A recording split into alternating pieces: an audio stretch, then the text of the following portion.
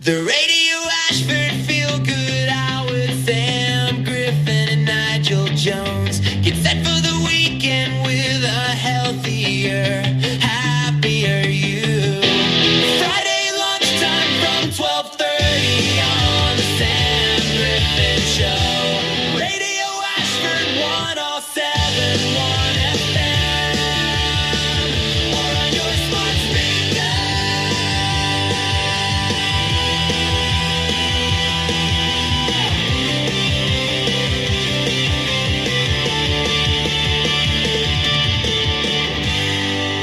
Joining me for the Feel Good Hour is the wonderful Nigel Jones, bestselling author of Walking Back to Happiness, certified hypnotherapist and founder of 9 Kilometers by 9 a.m. He helps people break habits, reset their mindset and feel more in control, even when life gets chaotic. Today we're going to unpack Christmas anxiety. Yes, it's a thing, how it shows up in everyday life. And most importantly, what can we do about it? Stick around because you'll leave this next hour with a fresh perspective and some practical tools to breathe easier this festive season. How are you? I'm really good. It's so good to be back. It's great to have you back. I've missed you.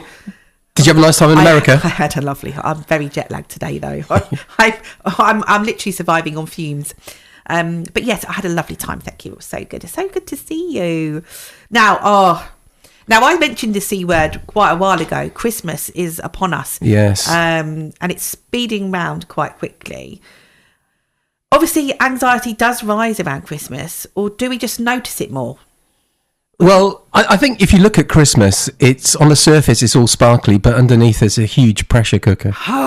And, you know, the actual stats show, I think Mind, the charity Mind says that 1 in 3 people in the UK say their mental health worsens around the festive period. Yeah. And you've got something like a 57% of people on a YouGov poll say that they find Christmas stressful. So yeah, it is a stressful time, and that's driven by a number of things. You know, the spike, I guess, comes from money, which is a big one. Rising costs of gifts, food, heating, travel. That's Spending time with family.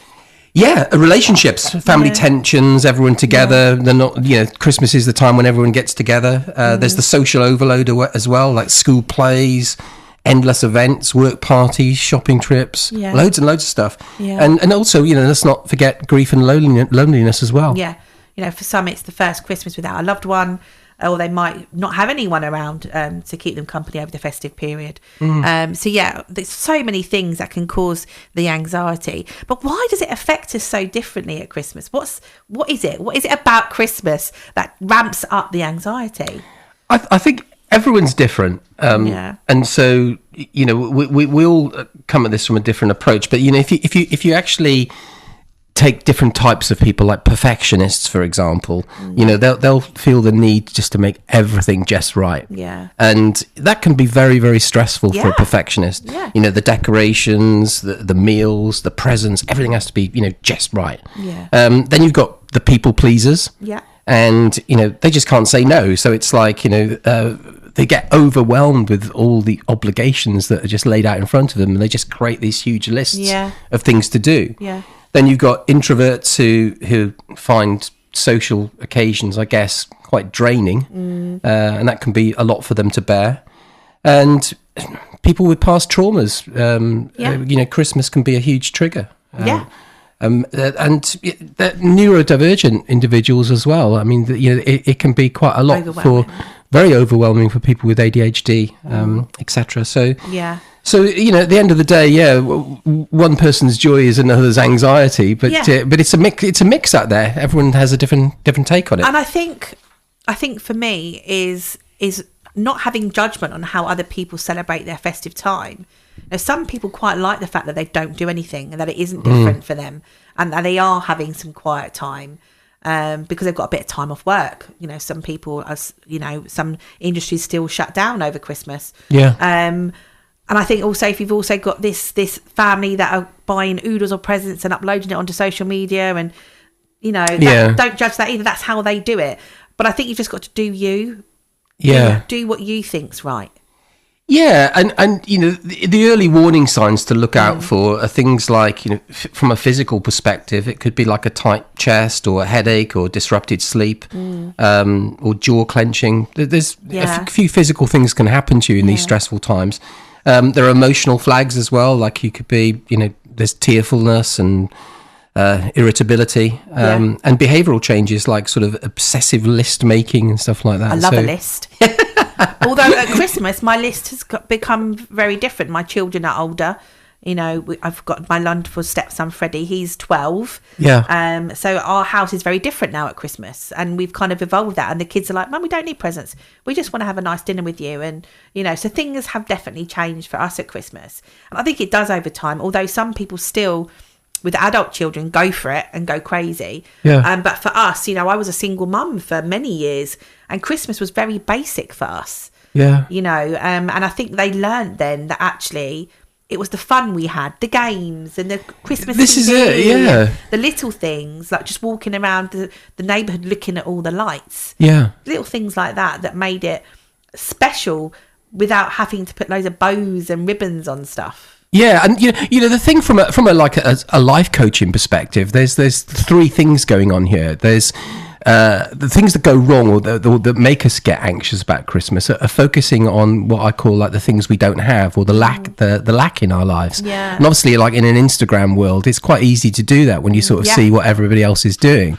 So the actual antidote to that is focus on the stuff that you have. And that's your children, your loved ones, and that's the thing to focus on, not what you don't have.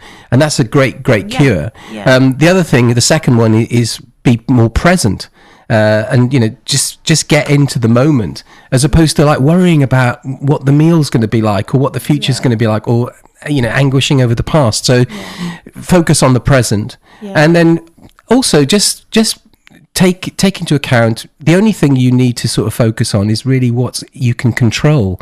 So if something is outside your control, which most things are, don't worry about it, because you can't control it. Absolutely. At the end of the day, the things you can control are your thoughts, and if you can control them, you'll have a great Christmas. Think about the present, not the presents. Exactly. Love it. I know, right? I'm not just a pretty face. For me, a couple of years ago, I forgot to buy a Christmas pudding. Right. And I now make sure, not in an anxiety way, but I make sure I get a couple now. Okay. And put them in Back the cupboard. Because Jay will be listening. He was mortified that I forgot the Christmas pudding that day. And I didn't notice it until we'd eaten our dinner. And I was like... So have you got this year's Christmas pudding? I've got a Christmas pudding in the cupboard already. Okay, good. But, sitting there waiting, but I might forget the cream this year or the custard, who knows? But at least I've got the pudding. Nigel Jones is with me for the Feel Good Hour, and we are talking about Christmas anxiety. How can planning reduce anxiety without turning us into complete control freaks? There's a good tip I can give listeners. It's called the 3-2-1 rule. Okay. So nice and easy to remember. So 3, set 3 priorities per week. Okay. And so that can be things like, right, this week I'm going to buy gifts, I'm going to send cards, I'm going to book the food shop. Yeah. Don't do any more than that. Just 3. Yeah, okay. Because there's an old saying, if you've got more than 3 priorities, you don't have any priorities. No, it's too many. Yeah, because it can't be a priority. No. How would you break down what is more important? Exactly. So three priorities. Okay. 2 non-negotiables per day. So that's per day. The first one was 3 per week. The 2 per day, and that's like, I'm going to go for a walk today, or I'm going to eat a proper meal. I'm not going to eat fast food. But just make those non-negotiable, and you're going to do them every day. Okay. Right. So this will help you if you do have any anxious thoughts about Christmas. And 1, have a personal reset. 1 personal reset, and that might be, each day you're going to have a cup of tea at 4:00.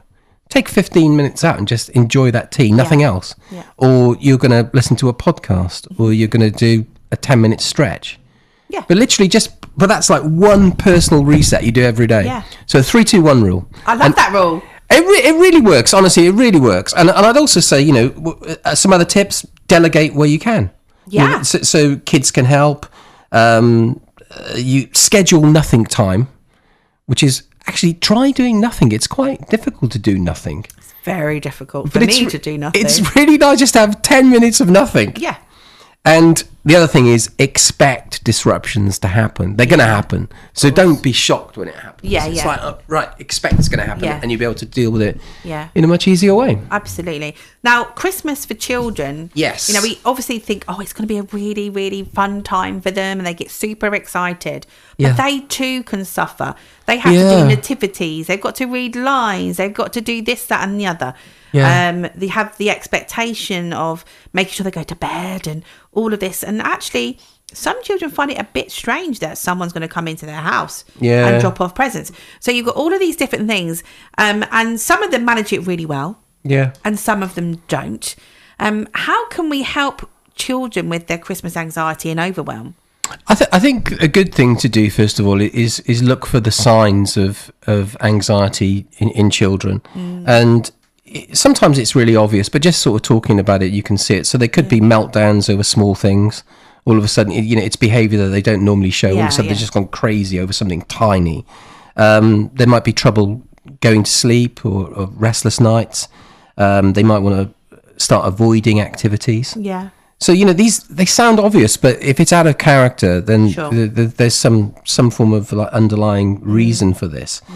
Yeah. They might get withdrawn or clingy. Especially if they're younger. Yeah. So, but what can we do? I mean, the simple thing to do is like, use simple language to them. So let them know what's coming, and what's happening over Christmas. Just talk to them in real and simple take the terms. pressure off. Yeah, exactly. Yeah, and just do predictable routines. Have like a bedtime story, favorite breakfast. So just keep everything predictable around Christmas. Yeah. Don't make it like a shock surprise, like, oh, this is a different time of the year. And I with our kids, we used to have like a quiet corner, so you could just go and sit in there and just take some time out. Definitely needed. Yeah, for kids, they start practicing. Now, I've worked in schools. Now, we used to start practicing nativities and things like that, like mid-October. It's a long time for kids to be in that Christmas bubble. Yeah. So Christmas Day is like 3 months, isn't it? Yeah. And like we encourage them to get up early and all that kind of stuff and eat chocolate for breakfast. I'm just going through past experiences. I'm not saying. Now, you mentioned presents earlier on, not presents. Yeah. No, I really love that, and I think that's definitely something listeners could do with children. Yeah. So it's all about remember, and I think kids remember how they felt, not what present they got. Yeah. 100%. Because when you look back on it years later, it's that feeling you had around Christmas. So great line earlier on. It's the dad jokes at the table when you do the crackers. It's the sitting watching the Queen's speech all together. It's having time playing games and building Lego that ordinarily as parents, we're super busy. Yeah. So we very rarely get that time. Those are the moments that the children will remember most, not what they're opening. No, and also remember that kids model, and by that they look at you as a role model. Yeah. And so they're based, the younger they are, the more blank their canvas is. And so if you're running around like a headless chicken, they're going to associate that with that's the way to act at Christmas. Absolutely. And all that's going to happen there is 20 years down the line is they're going to be a parent like that to their children. Yeah, absolutely. Now, obviously, this is something that the subject we're just going to briefly touch on, alcohol over Christmas. Yeah. For those that are non-drinkers, it can be quite stressful because they've got to, we're providing food and drink and social activities and parties. So you've got that anxiousness about going, oh, I don't drink, or, I'll just have a mocktail, please. Yeah. Also, how can we be more kinder to ourselves, and ditch that guilt over Christmas? Yeah, look, at the end of the day, alcohol is a depressant. There's no getting around that. It's not good for you. And we feel pressured into drinking more at Christmas time because it's more readily available. It's almost like a license to go and get drunk. Yeah. With office parties and get-togethers with friends, family and stuff. Well, what I would say is, basically prepare yourself. So have a line ready of what you're going to say if someone says, "Oh, why aren't you drinking?" Yeah. And it could be, you're doing dry December, or you just want to fancy a break. You want to remember it and be more present with the kids. because the reality is that if you don't drink, you definitely are going to be more in the present zone. These days there are so many great alcohol free beers and options, like there's without saying any brand names, there's lots of beer zeros, there's lots of wine zeros out there, zeros, and have a glass of that with Christmas dinner, or have a zero beer in the evening, and so you're gonna wake up without a hangover, which is a great thing. And then track all the benefits. If you're not drinking, you're gonna sleep better, you're gonna have fewer regrets, you're gonna have more energy, and there's lots of resources out there as well. I mean, as you know, I do a lot of work with Alcohol Change UK, the leading charity in the UK for alcohol harm or promoting the harm that alcohol causes, and that they have a great app. They run Dry January, and so you can download their app called Try Dry. And they also have like a cutting back challenge as well. So, so it's not only the Dry January challenge. There's a cutting back challenge, which if you want to cut down your alcohol intake this Christmas or whenever, you just go to their website, and it's brilliant because you get a daily email, and you're in a group with other people who are cutting back as well. So I'd say look. Join or download an app like the Alcohol Change, or even better, or just as good, you could buy my book. Have it wrapped under the tree with a nice ribbon around it for a present. Yeah, and do you know what? I actually stopped drinking on December the 8th. So I did my first month of alcohol freedom was over Christmas. Yeah, and do you know what? It was this. So this is my 6th alcohol-free December coming up. Wow. And it is just so good that you just remember everything, the stress and all the anxiety will just go. It gets less. I'm not saying this is the cure for it, but it definitely turns it down. If it was like at 8, you're going to turn the volume on that down to like 3. I had one alcoholic drink on holiday.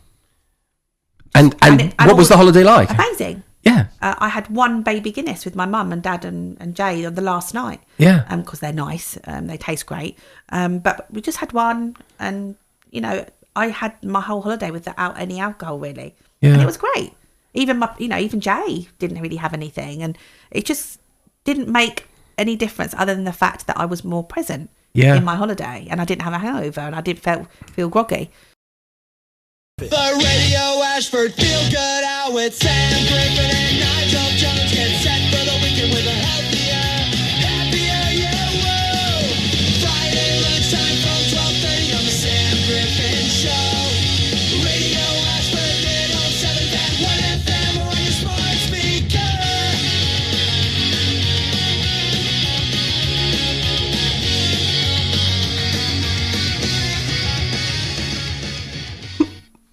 Nigel, what is a quick tool to calm any anxiety in the moment at Christmas? So when you're in the kitchen, the turkey's got a burnt bum, your Brussels sprouts are going too soft, grandma's lost her teeth, and the dog's eaten the presents. What in that moment can we do to help ourselves? Okay, an easy thing to do and to remember easily is the word stop. Yeah. And so the S stands for stop what you're doing. So take a step back. Yeah. T, take a breath. Yeah. Nice deep breath. Yeah. O, observe how you feel. Take a step outside your body and look back at yourself. How am I feeling? Why am I feeling this? P, proceed with intention. Yeah. So stop. Nice and easy. Have a minute. Yeah, and the other thing to do, just stop and take a long breath. Just sort of inhale for 4, exhale for 6.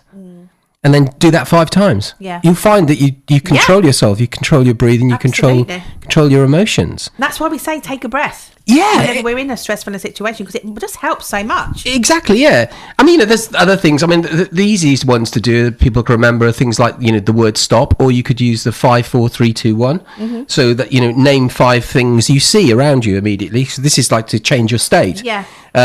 4 things you can touch, 3 things you can hear, 2 things you can smell, 1 thing you can taste. Yeah. So all your senses, 5, 4, 3, 2, 1. Distract yourself slightly. Yeah, if you go through that, you've done sort of, you've done 15 things. Your mind is now off what you were thinking about before. I think also it doesn't matter if the dinner is later than you anticipate. No. It doesn't matter that you've forgotten the carrots. No. These things don't matter. No, of course they don't. So actually, if those things happen, don't worry about it. Yeah. Take the pressure off, guys. I'm going to say it. The attitude of gratitude. I love it. It is so important. We need to think about what we're grateful for, what we have. There are people who are, less fortunate than us. And actually, we're having all these people in our house with us at this time, having wonderful food on our table, having gifts. It's a great thing. Yeah. But do it mindfully. Don't stress yourselves out. The attitude of gratitude. I love that. Well, that goes with the presence of presence early on. I'm on a roll today. It's brilliant. I am on a roll. You're so right. I mean, literally focus on what you have, not what you don't have. Absolutely. Wow, that's the main thing. Powerful. Yeah, it's completely powerful. It's amazing. And I think also Christmas can be quite tricky for family situations. Uncle John's come round.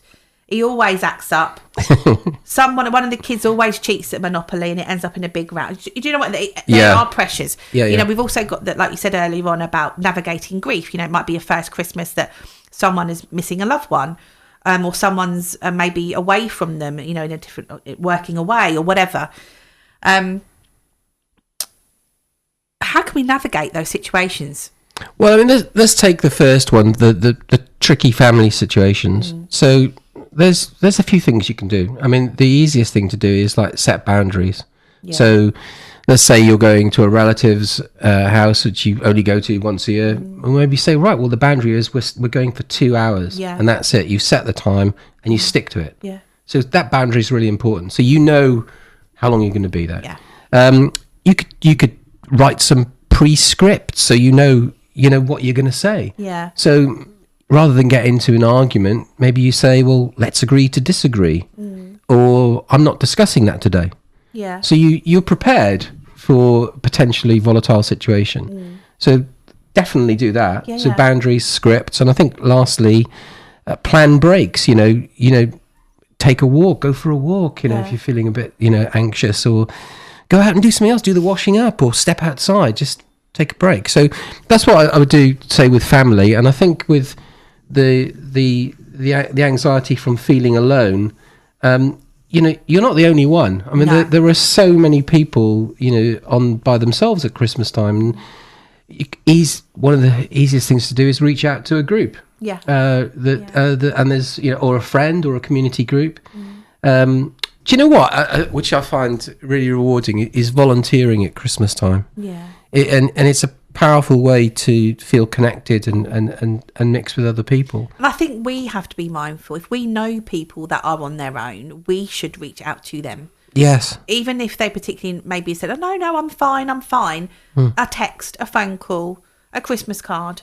That's all it takes. Maybe pop him around a couple of mince pies and just say, hope you're okay. Yeah. Here's a little, just something. I think we also need to be more mindful of that. I think also, and this is going to sound maybe quite harsh right now, but I'm in that kind of era that if I know that I'm going to put myself in a situation that's going to make me really anxious and sad, I'm not going to put myself in it. There's nothing saying that you have to do these things, these traditions that have been in the family for years. It's not always the right thing for you.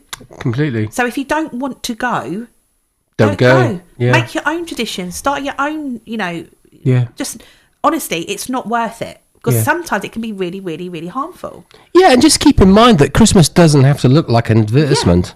Yeah, it doesn't. It's you control it. Yeah. If you've only got two days off over Christmas and you work really hard before and after, you've got 2 days to rest. Yeah. Why do you want to go and make it crazy for yourself when you need to put your feet up? Yeah. So just be really thoughtful about it. You might have done something for 30 years and always dread it with pure dread and wish you hadn't gone, and always go home and go, oh, I wish I'd never gone. Don't go. Yeah.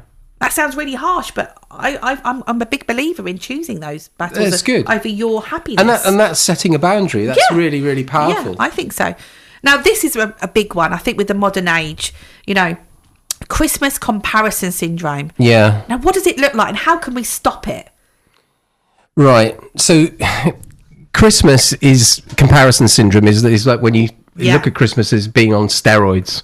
It's like, you look at your Instagram scroll and it's full of fairy lit staircases, picture perfect kids, families in matching pajamas is a I do good love a one. matching PJ. I'm not going to lie. I've been trying to get Jay in them for years. But these highlight reels that people put out there become like sort of sticks to beat yourself with. Yeah. Because you have to realise that people have spent a lot of time on that, sort of getting the lighting Of right, and course, it's not natural. No. Maybe one or two are, but that's a bit unusual. Yeah. It's sort of so the comparison syndrome is starting to look at others and say things like, everyone else has it together, why don't I? I should be happier, more grateful, more successful. It's comparing yourself to others, and my life isn't Instagram ready. No. It's like, Yeah. I mean, and that's the issue with it. 100%. So it's like, it's basically a comparison thing. So what do you do? We talked about a lot about this before. It's literally reframe it. So if they're posting a moment, not a reality. Yeah. And you've got to sort of keep that in mind, that this isn't real. And I think also restrict the time you're scrolling on these phones, because if you're just feeding yourself with these reels, then you're just stoking it all up. You're gonna make yourself worse. Yeah. But I would say, what you did earlier on, you said earlier on, two of them really, attitude is gratitude, or the gratitude of attitude. Yeah. Think of 3 good things that have happened to you today. Yeah. Write them down. And then, over a 10-day Christmas, you've got 30 good things, or things you're grateful for. Absolutely. Start flooding your body and your mind with things that you're grateful for, and you'll get a really good dose of gratitude. And the great line here is, you cannot be anxious when you're feeling gratitude. Yeah. You can't be angry or fearful when you're feeling gratitude.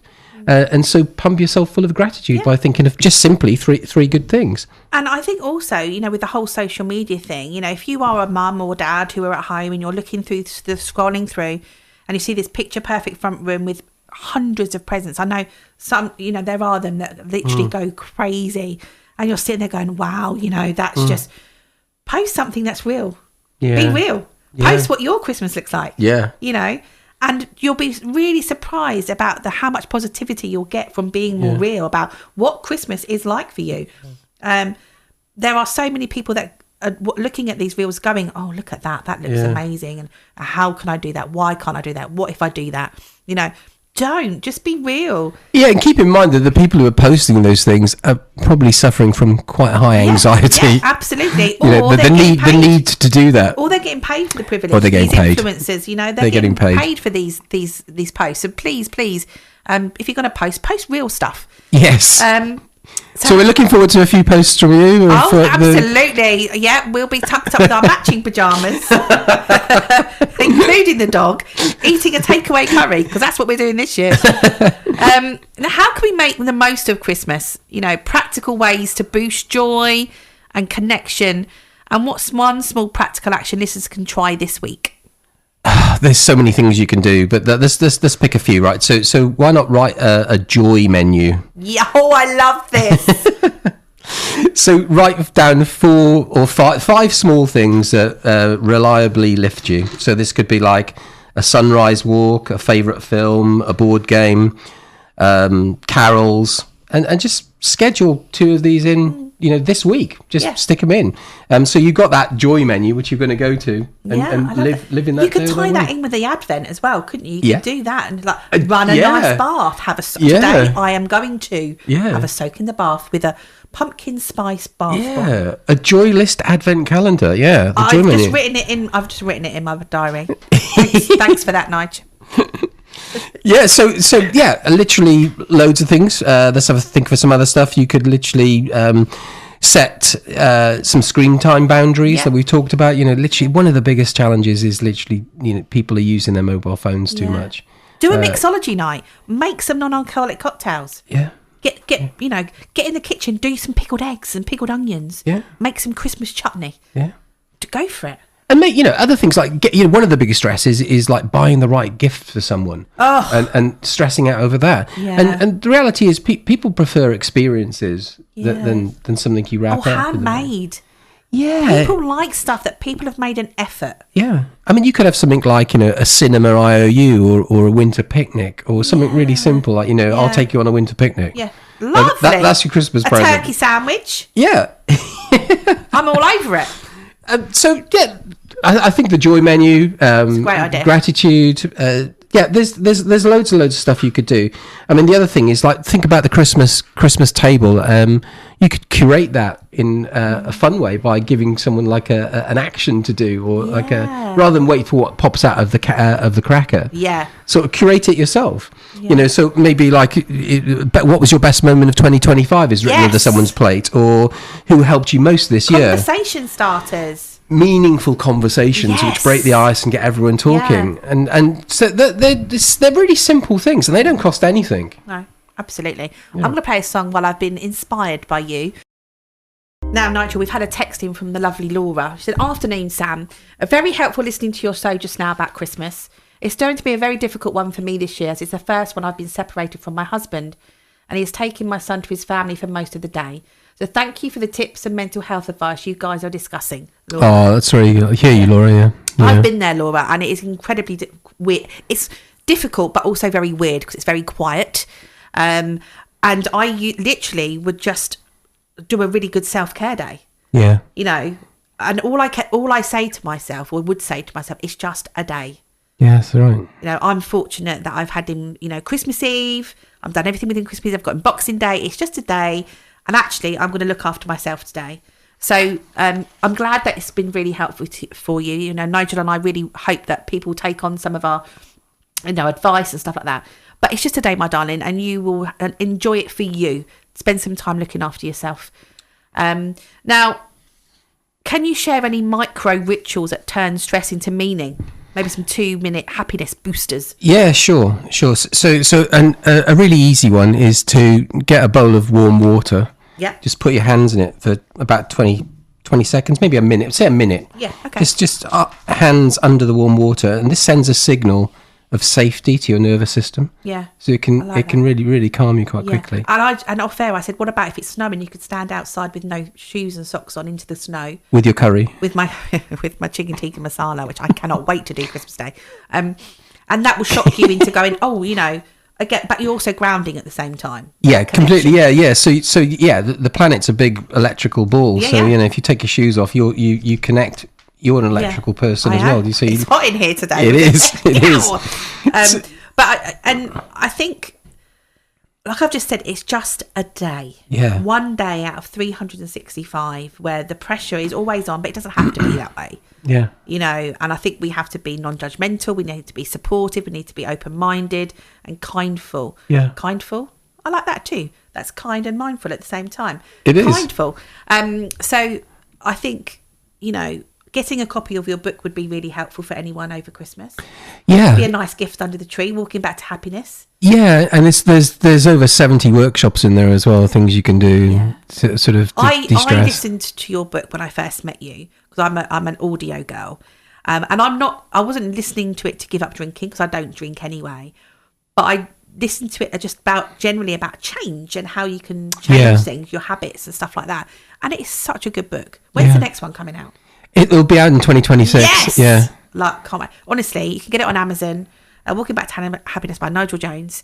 Be a great Christmas gift for yourself, even. Yeah. Treat yourself. Yeah, and yeah, if you want to take a break from alcohol in December or January, then it's a great read. What's your website address so people can head over there? It's 9km by 9am and .com. And I'm also that on Instagram and Facebook and TikTok and YouTube. And so, 9km by 9am, which stands for 9 kilometres before 9 o'clock in the morning. You do every day, which is brilliant. Yeah. Thank you for coming on. It's always a pleasure to have you in. What's the next Feel Good Hour about? I don't think we've talked about it yet. I think we're doing Christmas drinks. Heading forward. And that's 2 weeks' time. I think it's 5th of December, Brilliant. And then after that, we're doing New Year's resolutions, I think, something along those lines. Let's not get down that way. Yeah, exactly. Smithy's been in touch, so thank you. I'll see you in a few weeks. Thank you for coming in.